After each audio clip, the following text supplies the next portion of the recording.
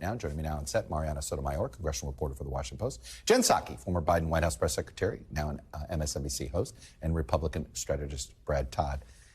Jen, I'm guessing there's never a day you've been more excited about not being behind a White House podium than today?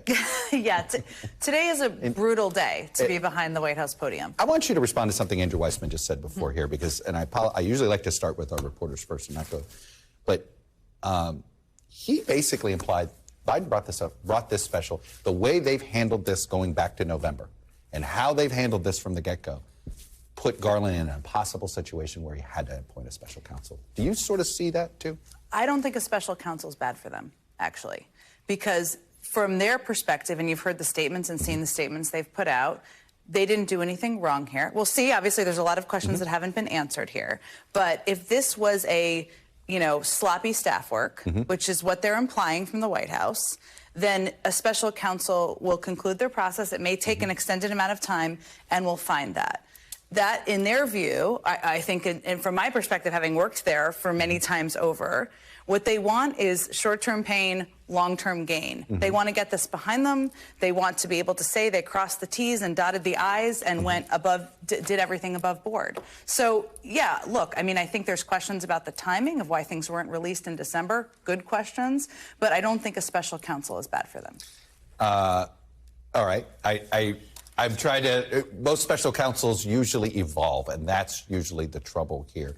Marianna, the one thing I wonder about is, what do House Republicans do with this? Because on the one hand, they've said, hey, no big deal what Trump did, so no big deal here. On the other hand, it's a ripe opportunity. So what are you hearing on the Hill? Well, they're pointing fingers at Democrats and saying, look, now this is in your court, too. And you have seen already the chairmen that do exist, because there's still a lot of committees that have to be tapped on intelligence and also on oversight. They want an explanation. They want to bring members of the administration to come forth and talk to them about what are in these files. They're proceeding with caution. The statements, you can tell, are very much, we are Republicans, we're here, we want transparency. You weren't necessarily hearing that when it was on their side, but they're saying, you know what, we're just going to do exactly what Democrats were doing in the sense of bringing people forward, going to try and talk to people in the administration to understand what went wrong here. Does this help Trump, Brad? I know it sort of, in theory, sort of muddies the waters, right? And anytime Trump can muddy it. But I'm talking about, does this actually help Trump get his own mojo back inside the party? Because that seems to be the real problem. I don't think so, because I don't think his loss of mojo, to the extent there has been one, was related to this. Was over this, right? Okay. And I do think this is a help for House Republicans. It's a problem for the White House and Democrats because of hypocrisy, right? Joe Biden said, "How could anyone do that? Who could be that irresponsible?" Well, Joe Biden, it turns out. And I think there has to be some accountability from Democrats in saying that. I think the real question too is timing.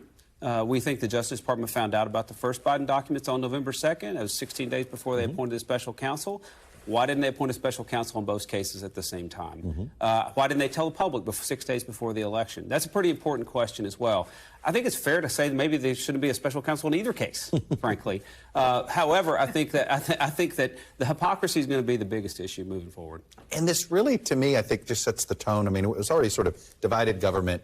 You don't get a lot done. But this feels like we are in for a year of essentially a shadow boxing campaign between both parties to try to delegitimize the other. Maybe not even shadow boxing. Yeah, fair enough. It worse. Look, I think this is a huge muddy the waters problem for the White House. It's a huge communications massive headache that's going to be a thing for a while. But I do think the American public is not completely stupid, as we pretend they might be. And there are massive differences between these, right? It is incumbent upon Democrats to make that clear in terms of what Trump did. Is that worth it? Or is it or do you just simply say, you know what, this isn't worth that fight. Focus on January 6th.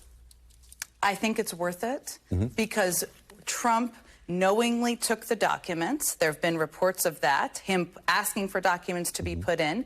He denied the FBI request. He denied a subpoena, and we still have no idea what he did with the documents. So I'm not suggesting this should be the campaign slogan, but I do think irresponsibility, national security risk, we're in two different planets here. Jen, these were next to Joe Biden's prized possession in his garage in his house. Like, there's no way talking about the Corvette? Yes, there's no way to get around You're going to that. say it. I get where you're going. That's the right. prize possession, we all know, Corvette. is the Corvette. I get it. Corvette would be your prize. Say the Corvette. If I had a Stingray, it would be Yeah. my prized possession. Maybe Yeah. one day we can dare to dream, you know. But you can't get away from the fact that you can't say, No. oh, it's an accident, but it's next to the most I'm important thing I'm I not own. suggesting this is a good press Yeah. day at the White House. I'm just suggesting that there is a distinct difference, and that's important for people to continue to point out. You know, Marianna, it was interesting, and Mark Murray was pointing this out to me, is just, my God, these two men are so intertwined, right? Like, Biden wouldn't be president without Trump. Hard stop, right? You know, arguably, there wouldn't be a special counsel on Biden if it wasn't a special counsel on Trump. Like, you know, it's the two, it's, what I wonder is, what happens to politics outside of Biden and Trump? And does this wear Democrats out? We know Republicans are worn out from the Trump show. Right. Does this wear Democrats out on Biden? I mean, you know, a lot of Democrats have been asked, do you want to see Biden run? Do you think he is the guy? I think when it comes to that question, it, again, circles back to, well, who is the only person who has beat Trump? So it is this circle of, we've seen this show. Now there obviously is more evidence as Biden is president. It's no longer I'm campaigning against the guy who is president and his record. Now they have very similar contrasts. And one could say, you know, a lot of voters also saying, you know, this White House isn't getting a lot done equally as much as the Trump administration didn't get as much done. And that is more on incumbent about Democrats to message a little bit more as to what the differences are. This feels like the greatest danger for Biden here, is that this is the beginning of introducing some second thoughts. About Biden. About 24 and Biden. Among Democrats? Yeah. I don't think we know that yet. I think the politics of this are a very important question. One, And we don't know how it's And gonna we play just don't know. And I think there's, you know, the election is almost 2 years away, right? We don't know when this special counsel will conclude. Yes, as you said earlier, it is very true. Those can expand. No one wants a special counsel. The White House does not want a special counsel. Because of that, because they're never tidy. But what is also true, That's and a bad law. my point is that because they are projecting confidence that there was no wrongdoing here in this case, it is not the worst thing for them to be able to compare apples to apples at the end of the day. That's my political point. But we have so much time politically before there's an actual test of that question. No, it just feels like we're really going to try the public's patience, because I think this is going to be an ugly year of politics, because we're not going to see stuff get done. Everything is going to feel like a spitball fight. And it's going to consume. Yeah. It is a oxygen. good day for people who'd like to be president whose names are not Joe Biden and Donald Trump, because the public's not going to enjoy this debate. Nope. And no one's going to feel like they came out of it ahead. I had a neighbor been like, oh, prosecute them both. Yeah, the you know, pace- who is nothing invested in here, but it's like, they're one of those sort of it's hard to be apolitical in Washington, but they're less political, and they're sort of exhausted. And I thought, boy, that's you know, this is the danger for Biden, because they're not the same thing.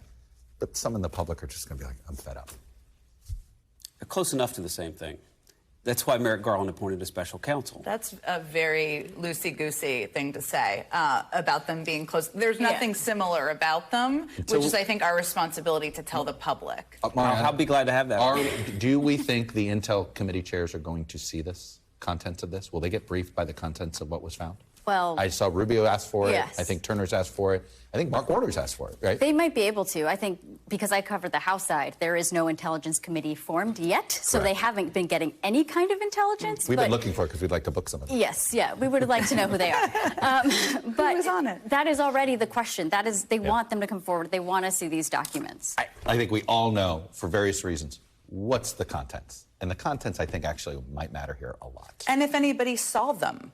Right. Look, Were they always packed away? Should classified That's documents right. leave a White House? No, they shouldn't. But if they were packed away, no one saw them, and they were stuck there, that's a All different right. thing. Meanwhile, if you're Bush, Cheney, or Obama, Clinton or Gore, are you like scrubbing your garage these days? I'm just saying, I don't know. This has raised a question. I mean, my bet is that there are people who probably have documents and don't know it. Don't know it. I'm not sitting here saying, minimizing it, but I've wondered how many other are like suddenly going, maybe we ought to check the garage. And I will add, that's a very quick thing that pragmatic Republicans are saying, maybe we should look at the process in and of itself, because this seems to be a problem that might be affecting everyone.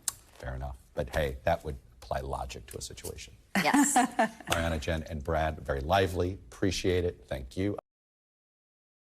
Thanks for watching our YouTube channel. Follow today's top stories and breaking news by downloading the NBC News app.